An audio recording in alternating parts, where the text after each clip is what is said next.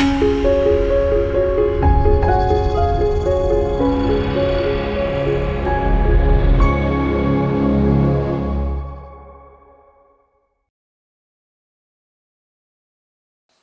మాత్రం. నేను మీ journalist Navata. Welcome to our channel. రెండో ప్రపంచ యుద్ధం తర్వాత బ్రిటన్ కి అట్లీ ప్రధానమంత్రి అయ్యారు.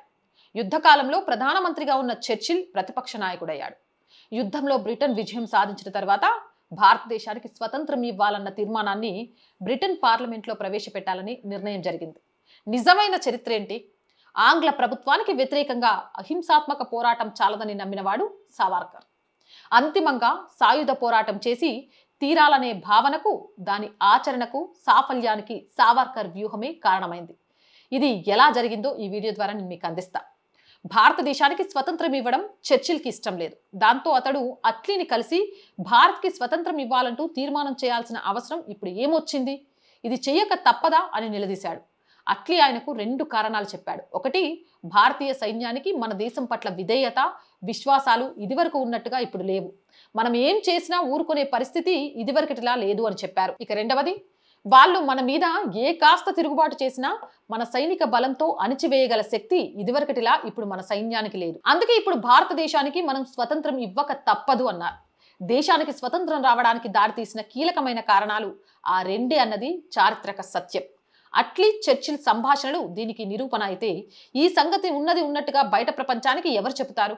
గాంధీజీ నాయకత్వంలో కాంగ్రెస్ జరిపిన అహింసాత్మక పోరాటాలతోనే ఆంగ్లేయులకు హృదయ పరివర్తన కలిగి భారత ప్రజలకు స్వతంత్రాన్ని ప్రకటించారని ప్రచారం చేయడం ద్వారా మొత్తం ఖ్యాతిని గాంధీజీ కాంగ్రెస్కి ఇవ్వడం చరిత్రను వక్రీకరించడం అవుతుంది.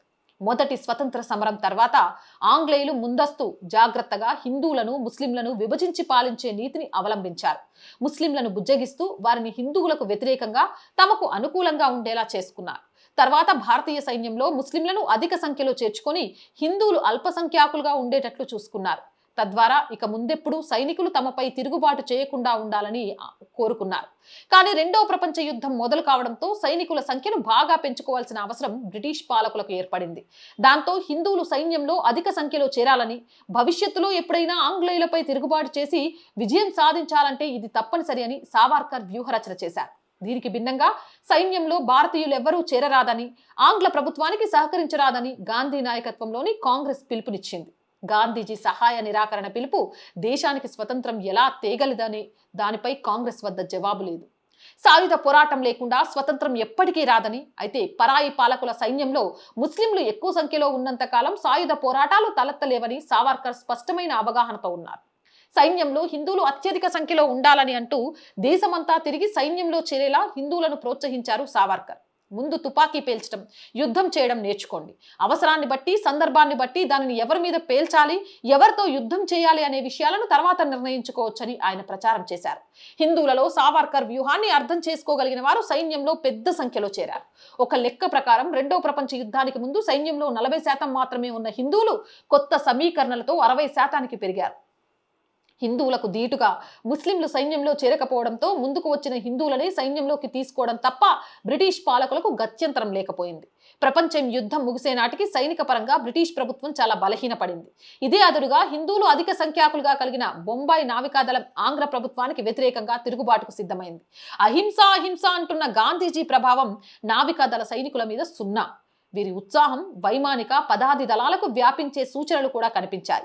శాంతి, అహింసా ఉద్యమాలను వదిలి భారతీయులు సాయుధ పోరాట మార్గం పడుతున్నారని బ్రిటిష్ పాలకులకు కూడా అర్థమైంది. కాంగ్రెస్ సత్యాగ్రహులను అణిచివేస్తున్నట్లుగా సైనికులు కొత్త తిరుగుబాట్లను అణిచివేసే సైనిక శక్తి తమకు లేదని ఆంగ్లేయులకు బాగా అర్థమైపోయింది. ఫలితంగా భారత్కి స్వతంత్రం ఇచ్చి తప్పుకోవాలని తెల్లదొరలు నిర్ణయించుకోవాల్సి వచ్చింది. అట్లీ చర్చిల్ల సంభాషణ ఈ సారాంశాన్ని తేటతెల్లం చేస్తుంది.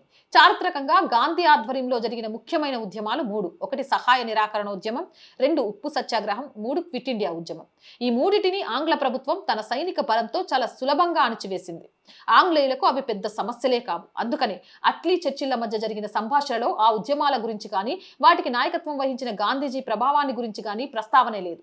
సాయుధ పోరాటానికి గల గొప్ప శక్తిని, అవసరాన్ని దేశంలోని హిందువులకు విరివిరిగా ప్రచారం చేసేవాడు. అందుకుగాను బ్రిటిష్ వారి క్రౌర్యానికి గురై నరమానవుడు కూడా తలుచుకోలేని దుర్భర శిక్షలను అనుభవించిన త్యాగధనుడు, అకుంఠిత దేశభక్తుడు వీర సావర్కర్. ఆయన 1966 ఫిబ్రవరి 26న తుది శ్వాసను విడిచారు. కాంగ్రెస్ పుణ్యమాని అందరూ అహింస, బాపూజీ సత్యాగ్రహాల గురించే మాట్లాడేవారు. అదే సమయంలో జాతిని హైందవీకరించాలి, హిందువులను సైనికరించాలి అని వీర సావర్కర్ ఇచ్చిన పిలుపు హిందూ జాతికి నిశ్శబ్ద మార్గదర్శి అయింది. స్వతంత్ర ప్రియులకు నిరంతర మార్గదర్శకమైంది. సావర్కర్ వ్యూహరచన సమగ్రమైనదని అనడానికి గృహ నిర్బంధంలో ఉన్న సుభాష్ చంద్రబోస్ కి ఆయన చేసిన బోధే నిదర్శనం. ఈ విధంగా గృహ నిర్బంధంలో మగ్గుతూ జీవితాన్ని వృధా చేసుకోకు, మారువేషంలో విదేశాలకు వెళ్ళు, ఆంగ్ల వ్యతిరేక రాజ్యాలైన జర్మనీ, జపాన్లతో కలిసి భారత్లోని ఆంగ్ల ప్రభుత్వంపై సాయుధ పోరాటం చెయ్యి అని సలహా ఇచ్చారు. సావర్కర్ ప్రేరణతోనే సుభాష్ చంద్రబోస్ మారువేషంలో జర్మన్, జపాన్లకు వెళ్లారు. ఆజాద్ హింద్ ఫౌజ్ కి నాయకత్వం వహించారు. ఆంగ్లేయ భారత్ పై సాయుధ పోరాటం చేసి ఆంగ్లేయుల మనోధైర్యాన్ని కుంగదీశాడు. భారతదేశానికి బ్రిటిష్ వారు స్వతంత్రం ఇవ్వడానికి వెనుక గాంధీ ప్రభావం ఎంత అని ఒక మాజీ హైకోర్టు న్యాయమూర్తి అడిగిన ప్రశ్నకు చాలా స్వల్పం అంటూ అట్లీ పెదవి విరిచారు.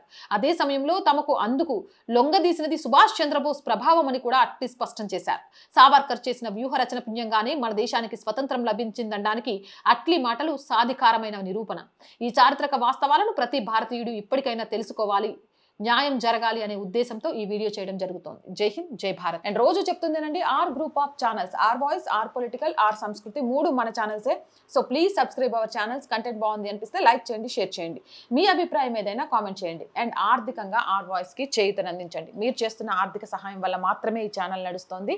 అలాగే సపోర్ట్ చేస్తారని ఆశిస్తున్నాం. ఆర్థికంగా సపోర్ట్ చేయాలి అంటే సబ్స్క్రిప్షన్ పక్కనే జాయిన్ అనే బటన్ ఉంది. 1 to 5 లెవెల్స్ ఉన్నాయి. ఏదో ఒక లెవెల్లో సపోర్ట్ చేయండి. లేదా స్క్రీన్ మీద గూగుల్ పే, ఫోన్ పేతో పాటు అకౌంట్ డీటెయిల్స్ ఉన్నాయి. మీకు తోచిన సహాయాన్ని అందించండి. వ్యాపార ప్రకటనల కోసం 8328 500 576 నెంబర్ని సంప్రదించండి. జై హింద్, జై భారత్.